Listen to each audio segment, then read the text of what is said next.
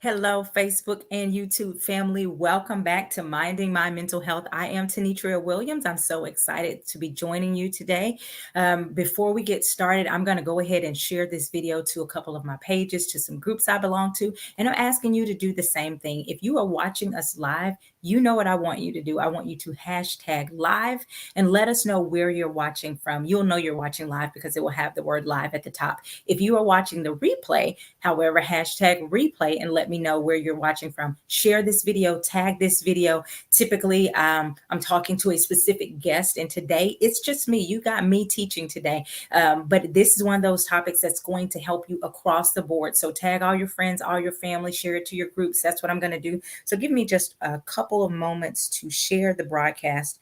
I see people joining. I see Kim. Welcome, Kim. So glad you are with me. I'm going to share this now to share it to your story.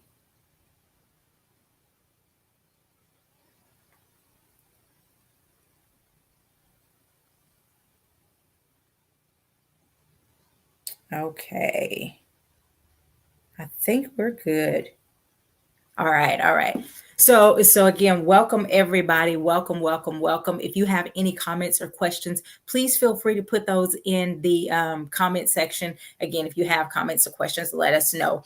Again, my name is Tenitria Williams. Every Thursday, I have this called Minding My Mental Health, and the reason I have this broadcast is to tear down the stigma of receiving mental health treatment in our community, but also bringing awareness to our community about mental health issues so that we can be stronger together, right? And so I think this is just the least I could do to really help. Usually I have a guest on with me. This week it's just me, and I wanted to bring some awareness about some topics. And all of us know that mental health is important. We don't always know what to do and how to navigate it. So I'm hoping to bring a little bit of insight today so that you guys can gain some insight and wisdom as we go.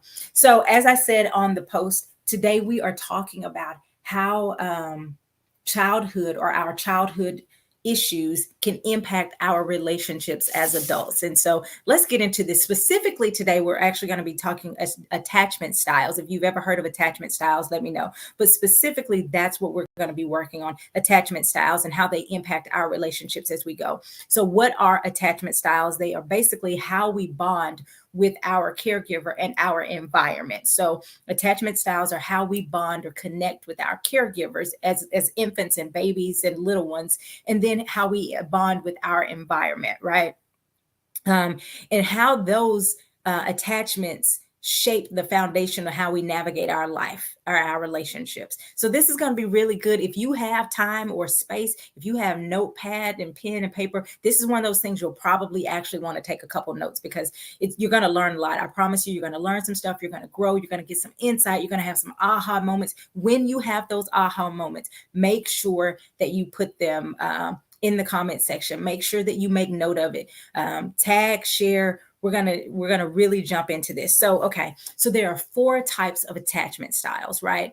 And our attachment is, again, basically how we bonded or connected with our caregiver, because that sets the tone or the foundation for how we see the world. We're going to talk about these 4 styles. If you recognize a style that you may have, go ahead and say, "Ooh, I recognize some of that in me," or "I recognize these things." Again, I want us to converse as much as possible through the comments, right? So there are 3 styles that are considered insecure, and there's one style that's called secure.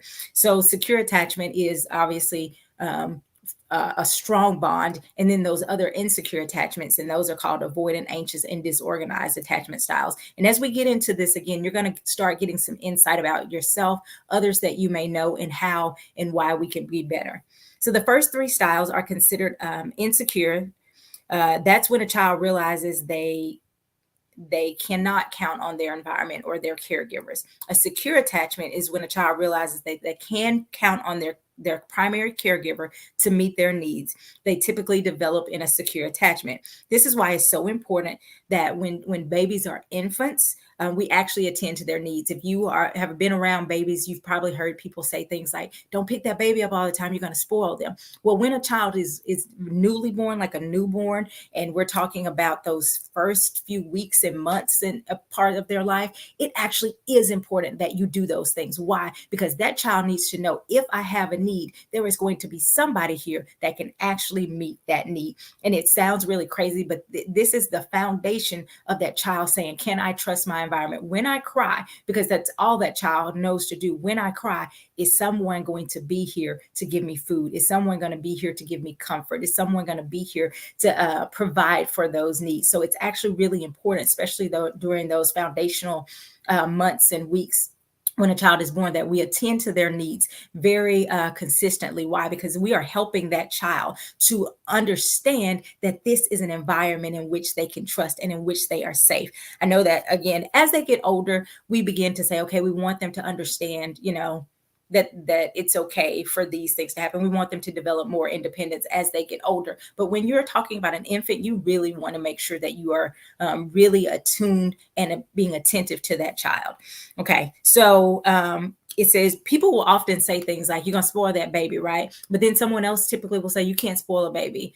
You can't spoil a baby, right? You can't spoil a baby. You can spoil as they get older, right? As they get older, we start to teach them about learning how to be individuals. But as there is a baby, that's all they know, and they need their needs met. So if you are that person that's getting those needs met and meeting those needs, good job. So again, as a caregiver, it's important that we teach them that they can trust the environment. Of course, as children grow, we encourage a healthy level of independence, but infants absolutely need their needs met consistently. That's important. So again, we're talking about attachment styles. Insecure attachments develop when children have a strained bond with their caregiver, and when this child learns that there maybe can't rely on a caregiver. So example, I cried and I cried and I cried and I still didn't get my food. That child starts to go, wait a minute, can I trust this environment? This child says, I did these things and I asked for this. I didn't get my needs met. I said I wanted to spend time with them and I didn't get my needs met. They begin to question if they can trust the caregiver or if they can trust their environment. So we're going to look at really deeply how these four styles impact and manifest in relationships. But more importantly, we're going to look at how these styles not just how they show up, but how we can deal with them so that we can grow and be stronger if we have an insecure attachment style. It's important to note that insecure styles are not permanent. They do not have to be permanent. Let me say that. They do not have to be permanent. We can develop secure attachment even if we started out with an insecure attachment style. So this is not one of those, well, my mama messed me up for life, or well, that trauma messed me up for life. You can develop the skills, the understanding, the insight to grow and have healthy relationships. So the first thing we're going to look at is the secure attachment, and that's actually where we want everybody. The secure attachment comes from a result of feeling that you are safe in your environment. Your caregivers were attuned to your emotional needs. Your caregivers were attuned to your physical needs. They took care of you. You knew that you could ask for reassurance. They gave you validation. They didn't dismiss your feelings. They were actually caring and concerned about you. Ultimately, you felt safe, you felt understood, you felt comforted, you felt important as a child, and you had a sense of security as a child. If that's the case, you probably developed a secure attachment. Your caregivers were probably emotionally available. And basically when we talk about emotionally available or unavailable, emotionally available are just parents who are in tune with their child's needs and their goals, and they're able to be there for them emotionally as well as physically. A lot of times we have parents who can only, and it's because they're lacking something within themselves. They may have some some of these attachment issues we're going to talk about. They may be lacking within themselves, and so it's hard to give someone something. It's almost impossible to give something to someone that you don't possess yourself. And so emotionally available parents again are able to see the child's needs, meet those needs, or help that child to work through to understand these things. So again, that's secure attachment. How do we know that? What are some of the signs that you are a person that has secure attachment? You're able to regulate your emotions. So people that have secure attachments have strong emotional regulation. They're able to trust other people. Now, that doesn't mean they trust everyone, but they do have a basic understanding of I can trust people in the world, right? They're able to effectively express their needs and express their feelings, and they have good communication skills. They have strong emotional support. They're actually able to be self-reflective and look at some stuff and see, not blame everything on the world around them. They're able to say why they did what they did and have some understanding. Typically, they have high self-esteem. They are also emotionally available. They are able to connect and create lasting friendships and relationships. All of these things are signs that this person has a healthy attachment. So we talked about how does this relate to relationships. In relationships, people with secure attachments typically trust their partners if their partner is trustworthy. Now, we're not going to get into, because that's not the point of today's topic. If your partner is trustworthy, they tend to trust that, hey, if they say they're going to the store, I don't have a reason to question that they are actually going to the store. If they say I look nice in this, I don't have a reason to question their motive behind saying that. I trust my partner. They are able to communicate openly. They have a positive view of themselves and a positive view of their partners. Otherwise, they probably wouldn't be in that relationship if they didn't have a positive view of their partner overall. That doesn't mean that they think their partner is perfect or that they are walking around in fantasy land. It just means that overall they're able to see those good things about their partner and appreciate it. So that's the secure attachment. We wanted to start with that. I wanted to start with that one because it's kind of the base of where we want everyone to operate from, right? The next kind is called anxious attachment. And you may hear these if you hear other counselors, they may use different terms. I tried to keep it pretty simple, pretty generic term wise. So the next style is anxious attachment style. And it's basically defined by a failure to build those strong long-term relationships.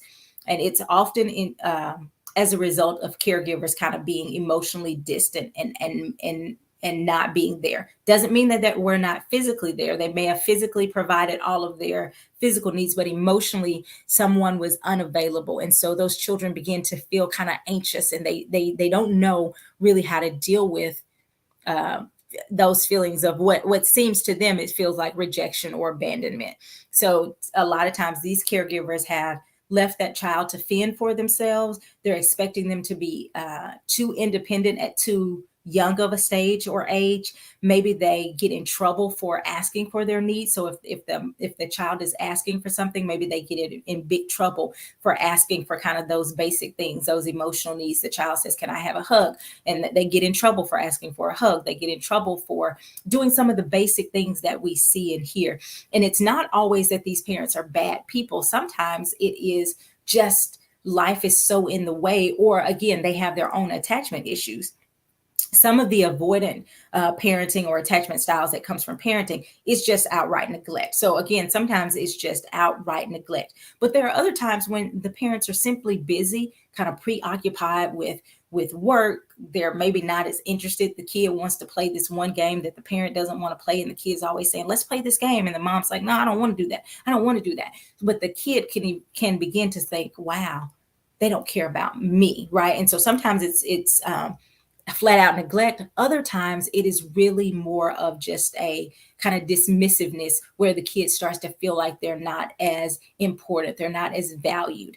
And so but this could also, now this is the important part, this can also happen when parents are more interested in things about the kid and not so much the person. And what do I mean? So the parent is constantly just talking about the grades, or did you get the chores, did you say thank you, trying to create this perfect being rather than connecting with the being that you created.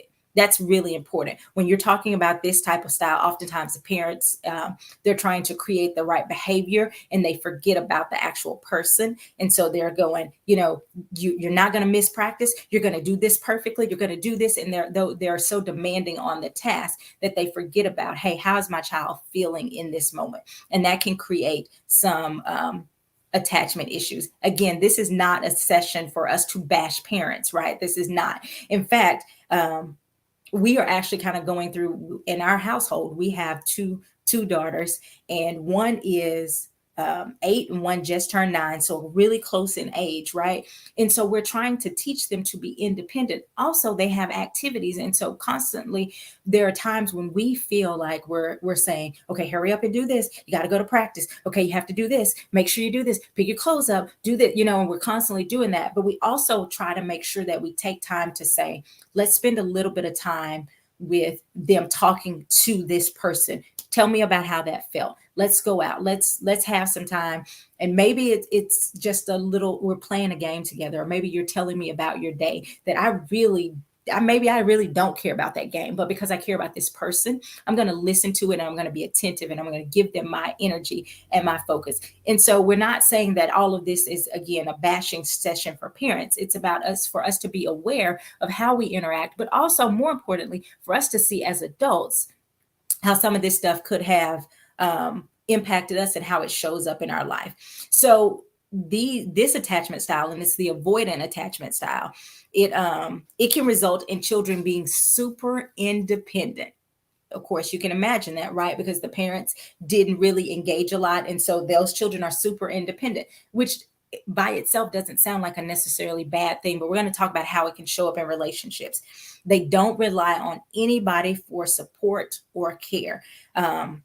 Again, imagine how that shows up when you are so independent, you are afraid to trust that someone else is going to be able to take care of you. It can be a lonely place because you basically shut down emotionally because you're not interested in that, because you don't want to get hurt. And so here are some of the signs that you can recognize if you have the avoidant attachment style. So you avoid physical or emotional intimacy. Sometimes it shows up as physical. Sometimes we may be more physical intimate. And you'll see in relationships, sometimes I say woman, typically I'll hear a woman saying, he's here for the physical, for maybe the sexual part, but not the intimacy of the emotional intimacy. That person may have an avoidant attachment style. They feel a strong sense of independence. They're uncomfortable expressing their feelings. They just either they're scared to be vulnerable. Really, they dismiss other people's feelings. They have a hard time trusting people in general. They'll spend a lot of time being by themselves. They don't believe they need other people, really. And in their mind, people are pretty disposable, right? And so this can be difficult if you're in a relationship with someone and they kind of are in this I can take it or leave it mindset. It can feel very much like a rejection, right? Or they may even struggle to commit if you have some avoidant attachment style. So if you're recognizing any of this in yourself, in your partner, you can start to get some understanding of, okay, this is what's happening. And we're going to talk about, again, how it shows up in relationships. Typically, when it shows up in relationships, these people keep you emotionally at bay. Okay. So they're going to keep you at bay emotionally. They may hang out with you. Have you ever hung out with somebody and they are real cool, but the moment you try to go any deeper, you can feel that arm go up. They stiff arm you, like in football, they'll just stiff arm you because they're like, no, you're not going to get behind this wall. And so they're super guarded. So they will talk and joke. It's not that these people don't talk and that they don't have personality. It's that when you start going deeper and trying to really get to know that person, they are unwilling to let down that guard. And sometimes it almost feels like for them, it may feel like they're incapable of letting down that guard. So while they allow romantic partners to engage with them, they avoid getting emotionally close to them. And their partner may feel like they're always running into this emotional wall, right? So that is the avoidant attachment style. The next one we have, and guys, again, let me know if you have questions or comments as we're going through this, because I want to make sure that I can answer the questions if I can. If not, I'll guys, I'll say I don't know and I'll come back. But again, I think this is some good information for us to understand, because we're not going to just talk about, oh, that's my style and that's who I am and I'm stuck with that forever. No, you're not stuck. Go ahead and put that in the comment section. I am not stuck. I am not stuck. So the next style is the anxious attachment style. This is the style that's basically driven by the fear of rejection, the fear of abandonment, the fear of like nobody's gonna really love me, and so they're deeply wanting that. This is helping me. Yeah, I'm hoping that it helps a lot of people. Again, put that I'm not stuck. So this attachment style stems from inconsistent parenting. So it's sometimes that child may have gotten a parent who's very much attuned to them, and then other times it was like, I don't have time, go go go go go. So the child then goes, well, I don't know if they're going to meet my needs this time, or they're not going to meet my need this time. So I'm going to just be kind of in this anxious place of, I'm going to ask for it, I might not get it, I don't want to be disappointed, but I kind of expect to be disappointed. They're going back and forth, which creates a lot of internal anxiety for that child. So children with this attachment style experience a lot of high level of distress when their caregivers leave. They want to be with them. I need to be with them. But sometimes they're not as easily soothed when the caregiver gets back, because they're still not sure, if they're going to get those needs met. So sometimes the parent will be supportive and responsive, while other times they may kind of dismiss it. This can develop if the parent themselves, if they're overwhelmed, if they are sometimes attentive and then they'll push you away. Sometimes, again, those parents have these different types of styles as well, right? And so if you have a parent who is a certain way and they have an avoidant or an anxious style, they may treat their child a certain way because they themselves haven't worked through their own issues. So sometimes those parents will also make their children feel responsible for how they feel. And they're putting that responsibility or that guilt onto a child. So again, that causes more anxiety in the child. Therefore, these kids growing up, thinking they're supposed to take care of everybody else's feelings. And sometimes they feel codependent. They feel like somebody needs to need them. And how do you know if you have this anxious style? You could tend to be clingy. You're really sensitive to criticism. Any little slight change of criticism starts to you respond really quickly. You need approval from other people. You're always looking for that sense of validation. May have a sense of jealousy, kind of low self-esteem. You may not feel worthy of love, have a high fear of rejection. That is probably where it's really rooted. That fear of rejection, that fear of not being worthy of love, fear that someone's going, even if you do find love, they're going to leave me. And so again, that's constantly this place of anxiety. Imagine if you're constantly thinking somebody's going to leave me. That could be really a stressful position emotionally. And so if you are in a relationship and you have this style, what are you going to be doing? I know you're just going to leave me anyways, or you're so jealous and so you're anxious because of that. People with this style usually don't really feel worthy of love, and because they don't feel worthy of love, they keep waiting for you to see that they're not worthy of love so that you can leave them, and it's going to confirm what they already thought. They're going to have that confirmation bias of see, you left me just like everybody else left me. If you've ever heard someone say that, they probably had some sense of anxious attachment, because they are basically anticipating, even though they don't want it, they're anticipating someone leaving them. And so they're so anxious for that. They constantly need reassurance from their partner, but it's never enough. Do you love me? Do you want to be here? They're constantly needing that reassurance. You can give that to them, but they're constantly needing more because it's an internal thing that they are going to have to work out. They have a deep-seated fear of being abandoned, rejected, or alone. Again, if you have questions, let me know as I'm going through this, because I think it's really, really important that we understand how these things show up in our lives. And oftentimes, especially with something like the attachment, if you are super clingy and you get with someone who's avoidant, guess what?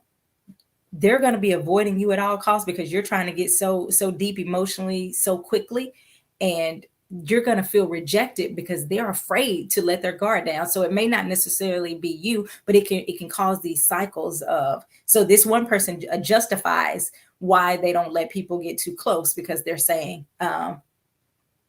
see, she's crazy or he's crazy. And the other person says, nobody wants me. They're always leaving me. Shavandra, can you have more than one style? Yes, you can have a combination.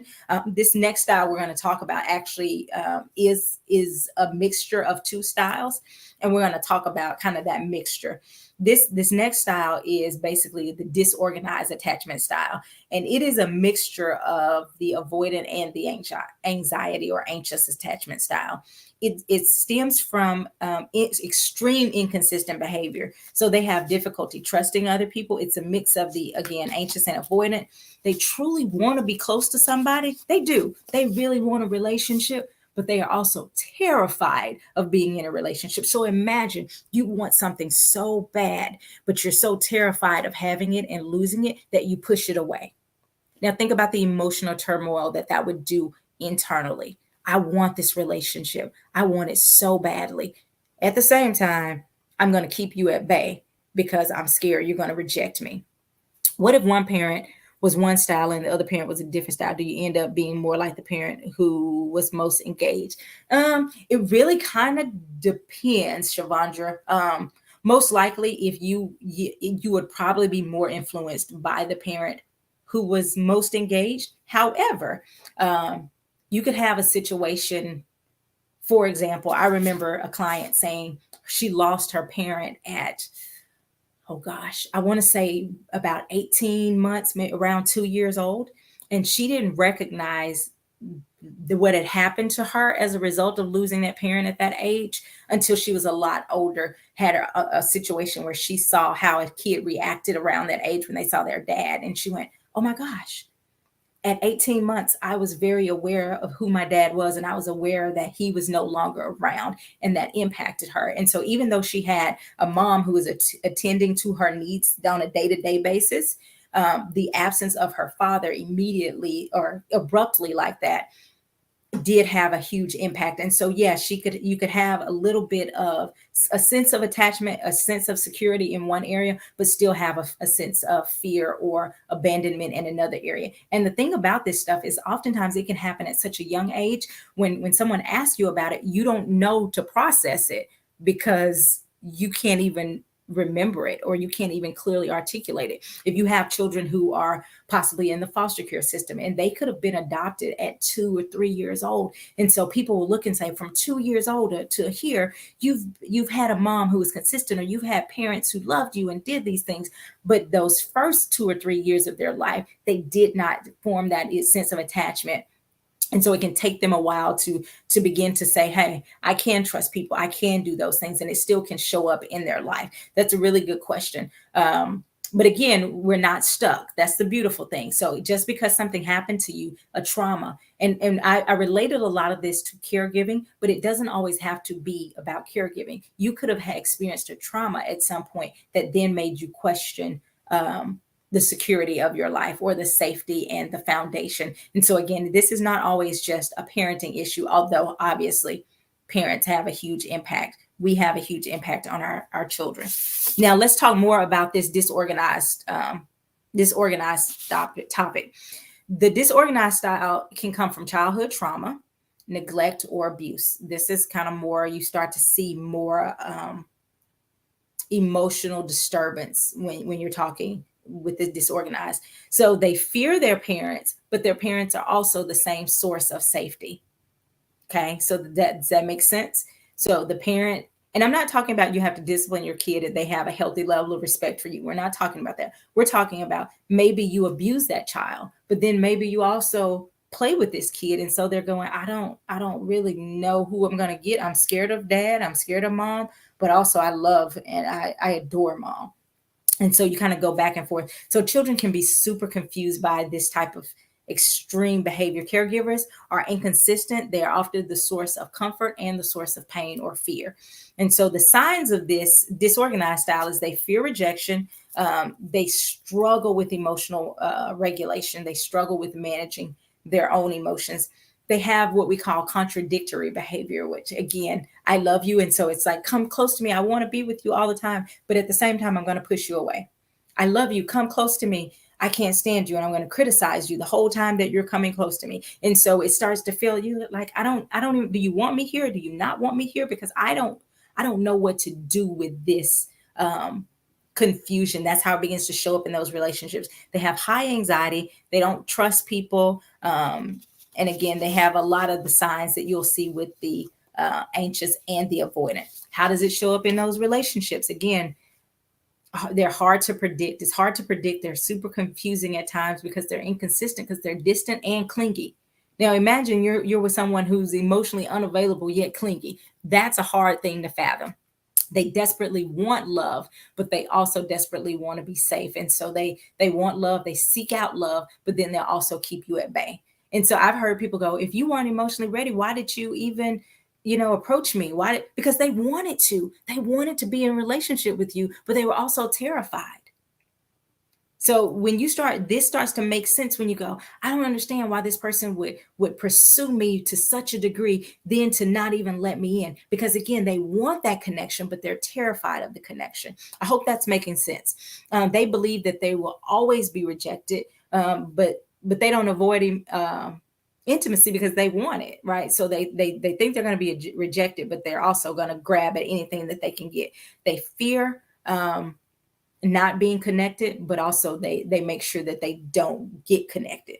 So here's some things that we can do. I talked about those 4 different styles, which is basically so we can have that awareness. Now we want to talk about how to move from this state of anxious, avoidant, or disorganized states to a more secure attachment. The first thing is you have to become aware of what's going on. Many people lack self-awareness. That's just the truth. And a lot of stuff you think people are doing because they don't like you or it's intentional. A lot of times people are doing things because they truly have their own issues that they've never worked out, and they are not aware enough to be able to clearly articulate to you what they need from you or what they want from you. And so a lot of times we're taking things personally when in reality, they don't have any self-awareness to even know why they did what they did.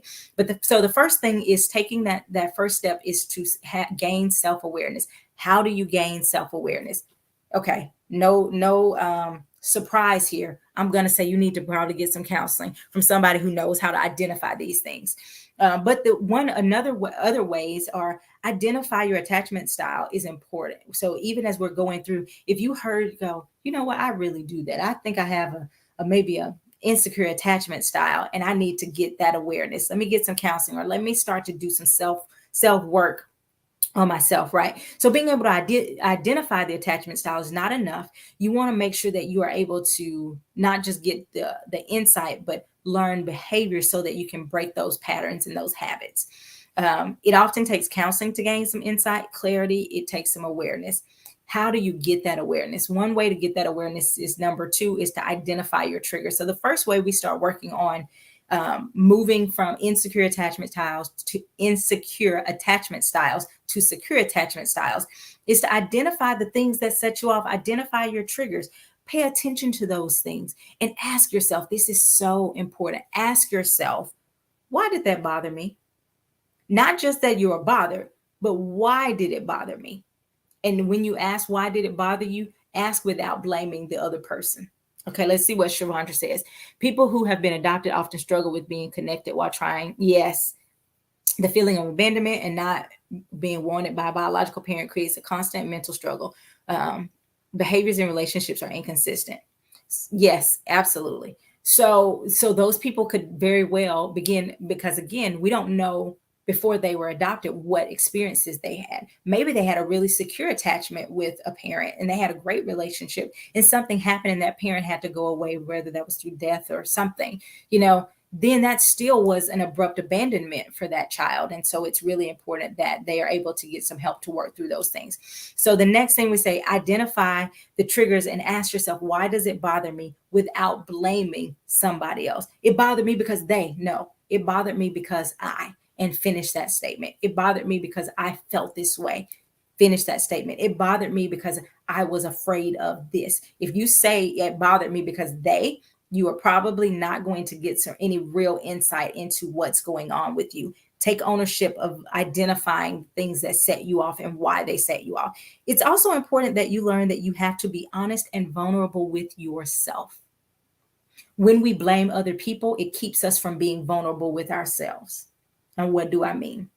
If I say, I'm angry because you yelled at me, okay, I don't have to be vulnerable there. But if I say, I'm angry because I'm really disappointed because I thought I did a great job, and when they yelled, it made me feel like I didn't do a great job and I felt insecure. That's a different type of level of insight. So it's really important that when we're saying, why does this bother me? This bothered me because okay. Are you guys understanding that? Let me know if it's making sense or if you're having any questions. Tag somebody. If this is helping you, go ahead and tag some friends, some family, share this to some groups that you are a part of. We want to get the words out, right? The next thing, you have to learn to express yourself effectively. So the first thing we said, learning some insight, gaining some self-awareness, and identifying your triggers. But then you have to learn how to express yourself. What do I need?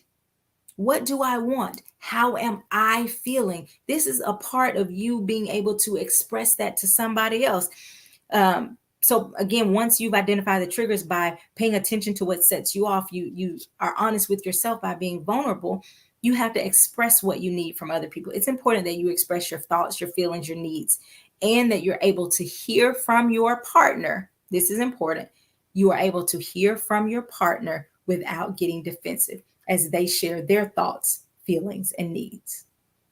Okay. So it's not just about, can I tell you my thoughts, feelings, and needs, but can I hear your thoughts, feelings, and needs and not get defensive? What if you say, I need more affection? If someone tells you they need more affection from you and you get defensive, that's something you've got to work on, learning how to hear that without taking it personal. Okay, they need more. I feel like I'm giving you more. What else can I do? I hug you 3 times a day.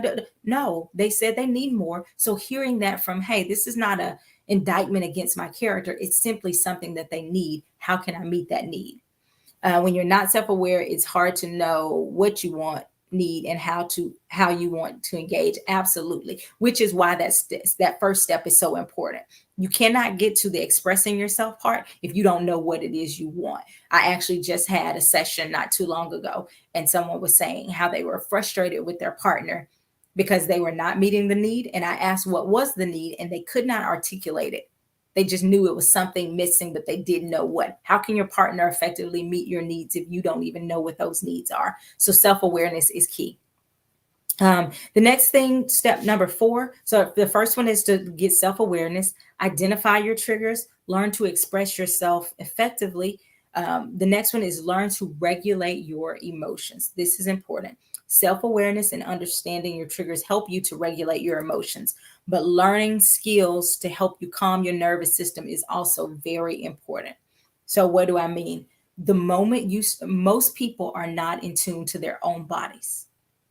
Our bodies tell us a lot of stuff. If you watched last week's broadcast, as we were talking, I got a lot of great feedback from that. If you missed it, go back and catch the replay. I had 2 other counselors on, and we were just doing some counselor talk, and I had a great time. But if you can't identify what's going on, pay attention to your body, because your body will tell you a lot of information. Meaning, if you walk into a room and you have a response in your body, stop and ask yourself, what is my body telling me? Right?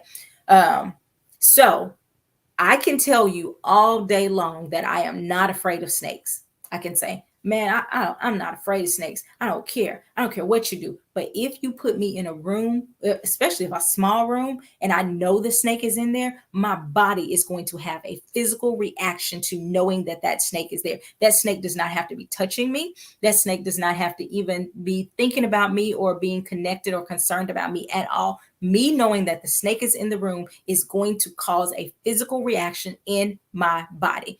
Likewise, when our emotions are unsettled, our body will have a response to that. So if you walk in the room and you can say, oh girl, I forgave that person, and your body begins to tense up, doesn't mean you haven't forgiven them necessarily, but it can mean that there is still some healing that needs to take place when you are around that person. Your body began to tail off on you, right? And so this is important that we understand, to first learn to regulate our emotions through paying attention to what those emotions are, by paying attention to what our body is doing.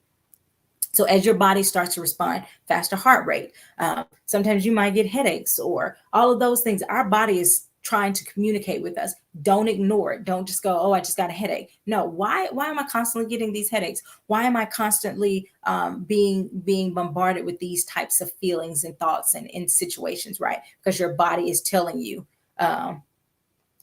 Ramon, not so much referring to trusting your intuition. I'm saying it's more of a physical reaction. I'm talking about paying attention to a physical reaction in the body. So intuition, to some degree, you're going, I knew something was off with that person, or I knew I didn't want to trust that is a part of some self-awareness. But I'm talking at this moment anyways, talking more about the physical response that your body has when something happens. So learning to regulate your emotions can start with regulating your body, and then regulating your thinking, right? And so if you think nobody's going to ever love you, of course anxiety is going to come. If you think I'll be alone for the rest of my life, of course you're going to feel sad. So you start to regulate those emotions, and start to breathe, calm your body down, so that you can start to think through, okay, how do I want to respond? Is that appropriate? Is that logical? Is that rational? You begin to think through those things a little bit more. You can do some breathing exercises, some grounding exercises, those types of things, as you are calming your body down. The next thing is building your confidence, or building your self-esteem. Explore ways to build your sense of self-worth. How do you do that? Again, yeah, I know I'm going to say you could probably go to some counseling. But again, doing some type of self-work that begins to help you to see that you are not your mistakes, that you are not your trauma. Begin to tear down some of the false narratives that you have believed about yourself, which is another thing we're going to get into. But basically, you building your confidence to be able to recognize and identify the things that you do well, to be able to identify and recognize the good that's on the inside of you, and the good things that you have working. Oftentimes we miss out on these thousands of people who are here loving us, because we're so focused on this one person who doesn't love us. And so when you start to build your confidence, you go, yeah, that one person may not be able to give me what I need. Maybe your mom could not give you what you needed emotionally. Maybe your dad did not have the emotional capacity to meet those needs. But now you have people here who actually do have the capacity, and they're actually giving you what you need, but you're not focused on them. You're focused on saying, but my mom doesn't, or but my dad doesn't. And being able to build your confidence to say, I'm worthy of love. There are people who do love me. There are people who care about me. There are people that I can trust. All of those things are important as you begin to reshape and build your confidence, which literally goes into the next step. Challenge the lies that you hold as truth. Challenge the lies that you hold as truth. As a counselor, I use what we call cognitive behavioral therapy. CBT, you'll hear it often. It's pretty common. CBT is basically we're exposing those thinking patterns that cause us anxiety, stress, depression, anger, all of those things. And we're challenging them for things that are more healthy. So you're going to challenge those lies that you hold as truth. Our beliefs are powerful. And if you believe you're not trustworthy, or that you don't deserve love, you will act accordingly. I'm going to say that again. If you don't believe you deserve love, or if you don't believe that people are trustworthy, or that you can't trust anyone, you will act accordingly, and it will negatively impact your relationship. So it's really important. You can reshape and build your confidence by focusing on the love that you do have. Absolutely, Shavandra. Yes, you can begin to reshape that by shifting your focus. Another thing that you can do to help you develop a more secure attachment is to implement healthy boundaries with yourself and with others. Implement healthy boundaries with yourself and others, meaning if someone does something that makes you feel, I don't want to say makes you feel, if someone does something and you feel insecure, and you say, hey, when this happens, I feel really unsettled. Okay, if they say, okay, well, I can work on that. That's going to start to help you to feel more secure. But also, if they say that's stupid, you can say, okay, well, I've expressed what I need, and I can adjust my relationship accordingly, right? So it helps when you're able to establish and implement boundaries. And I put for yourself and for others, not just others, but implementing boundaries for yourself, meaning I'm not going to do that this time. If I call this guy, let's scratch that. If someone has ghosted me, a boundary for yourself may be, so they ghosted me, they haven't called me in 3 weeks. I am not going to start blowing up their phone. That's a boundary that I have for myself. I'm not going to do that, because I'm going to respect myself to say they have a right to walk away, and I will still be okay. Okay. That's establishing boundaries for yourself. I'm not going to cry because I didn't get an invitation to this party. I'm going to simply go find something or someone that I want to do. And I'm going to have a great time, even if nobody invited me to that specific party. I'm not going to sit here and work myself up and think something's wrong with me because I didn't get an invite. Okay. Shavandra says you have to come to a place of maturity and accept that the love you want from that person is unavailable in that form in which you desire it. Their capacity is all that they are able to extend to you. Yes, I cannot give you above my capacity. I cannot give you 8 gallons of water if I only have 5 gallons of water. That is so important to understand. I cannot give you 5 gallons of water if 8 gallons of water if I only have 5. What I can give you is some of my water. And you may say, well, I don't have to get all of my water from you. I can get water from somewhere else. Or if I desire, I can say, I don't have to get any of the water from you because there's a whole ocean out there. It's going to rain tomorrow. Like any of those types of things, I can get those needs from other places and still be healthy, right? And so you have to understand. And it doesn't also always have to be that they're rejecting you. I just can't give you what I don't have. You've heard old people say it all the time when they're talking about bills. They say you can't get blood from a turnip.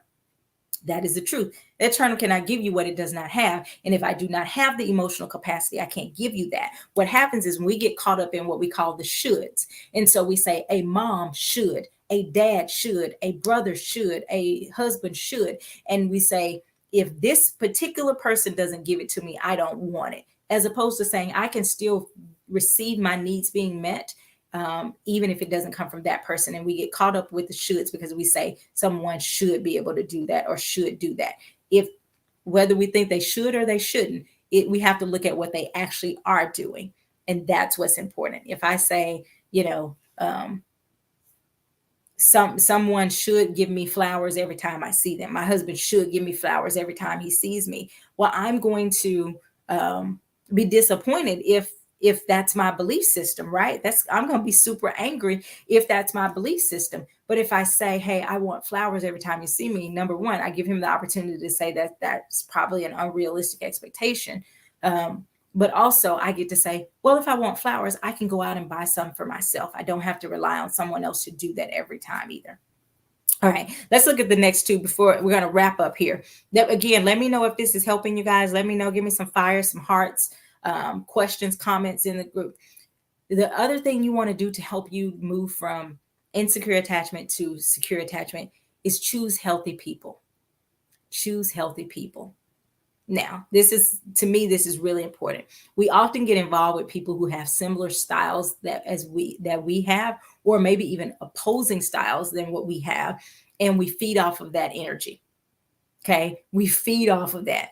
So you have to surround yourself with people who display that they know how to interact with other people in a healthy way. Don't just say, I can't do that. Learn from those people. So I've seen people, let's say you have a parent who's struggling with how they interact with their child, and they'll see another parent being really patient and kind. And instead of saying, I'm going to learn what that parent is doing, they go, yeah, I can't do that. I can't be that patient. You can learn from those things, even if right now you don't have the capacity. And here's a good thing about capacity.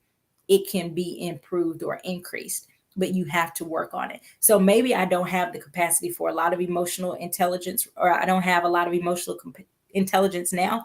If I continue to grow and do some self-work and do that self-awareness and identifying my triggers and surrounding myself with healthy people, I begin to increase my capacity when I realize that this environment, in fact, may be safer than I recognize. The other thing that to me is really key when we're talking about switching from insecure attachment to secure attachments, understanding you are not the same person you were as a child. That is humongous. What happens when we get stuck into those attachment styles or feel stuck into those attachment styles?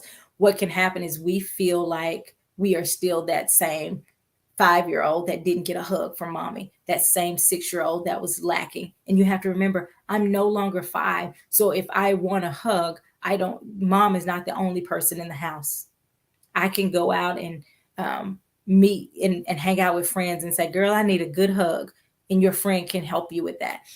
So you're no longer in that position of oftentimes what feels helpless as a kid, because we really do, if we're honest, for us to a certain degree, we rely heavily on our parents, right? And so if your parents were not emotionally available for you and they didn't give you any hugs or love or tell you that they love you, you're no longer 5 anymore. So now you can go and surround yourself with people who are affectionate, people who can give you hugs and love and correction and all of that through kindness. Says, I'm learning so much from how my husband relates and vice versa. You have to be willing to grow. Absolutely, Shavandra. We have to be willing to grow. Shavandra say it's okay to cross the street. Yes, you don't have to try to get all of those needs met from mommy and daddy. Your mommy and daddy did the best they could. And when I say that, sometimes people go, that wasn't really the best they could. It was the best, probably. Okay, because it's not always true. But for the most part, people are doing what they have the capacity to do. And if they didn't do any self work, their capacity probably didn't. It's not going to just increase by hopes and dreams, right? It's going to increase because we put the work in. So that's the next thing. You have to really be willing to put the work in. That's number 9. Be willing to put the work in. Getting counseling, reading up on the subjects. And when I say the subject, not so much about attachment style, but reading up about how do I build my sense of confidence? How can I feel more secure if every time somebody says something, I take that personally. I need to work on building that sense of confidence. I need to work on that sense of attachment. If I'm getting the same feedback, I went to counseling in the past, and I'm gonna tell you why. Well, one of the reasons I went to counseling was because I was getting the same feedback from most of the people I dated. They all said, you're very guarded. I went, I don't think I'm real guarded. I don't think I'm real guarded. But I also had to recognize everybody's saying this, there's some truth to it, right? And so when you get counseling or you do your own work, it's important that you start to say, what patterns am I seeing in my life? What feedback am I getting consistently from people that don't talk and don't even know each other, but they're all giving me the same feedback? That's something I have to watch and look at. And I had to be honest with myself. I was guarded with those people. I later learned through counseling, I was guarded because it didn't feel safe for me in those places. But I also learned that they were actually telling the truth. I really was guarded with those particular people, right? But I also learned I was not guarded with people who were actually safe. And so I learned to trust that if it didn't feel safe, I didn't have to let my guard down because it indeed wasn't safe. And so that's the important part when you're talking about having a secure attachment. It's not like you just go and trust everybody. Your secure attachment says, I understand what safety feels like. And if it doesn't feel safe, I'm going to do the things necessary to be in a safe position. Let me see. I got some comments over here. Honestly, we are the first generation doing this work. Our parents' generation have not been doing this work because they didn't have the tools. Every generation should get better and better. Yes, in many cases, that's the truth. In many cases, we are the first generation. Now, there are some people who had just real enlightened parents way back in the day, right? But even if you did or you didn't, it's still up to you to do the work. There's a saying that says you're not responsible for the trauma that happened to you, but you didn't cause the trauma to happen to you, but you are responsible for the healing. And that is really true. Yes, Kim, what patterns are you seeing in life? Those patterns begin to expose some things to you. And that's when it's up to you to do the self-work, to look and see, how can I get an understanding of really what's going on? We have to stop getting upset with others who are not doing the work. That is so important. Just because they're not doing the work doesn't mean that I don't get to do the work or I don't have to do the work. And also, if they're not doing the work, that doesn't have to bring me down. When they don't do the work and they're still rejecting me or they're still acting this way, that's on them. My job is to establish the healthy boundary, which was one of those things that we do to move to secure attachment, right? So if I walk in and I have an issue with a family member and they're still, being however they are, I don't have to then go, okay, now I can't do my healing because they didn't do their work. No, I'm going to do my healing and I'm going to do my work regardless of what they do. And that's important. I need to keep asking what safety feels like around men. I know I have at least one safe community in Inner Circle. I'm thankful for that community. I'm thankful for that community too, Ivy. We all shout out to Pastor Sean and Inner Circle community. Very safe community, a place where we can go and grow.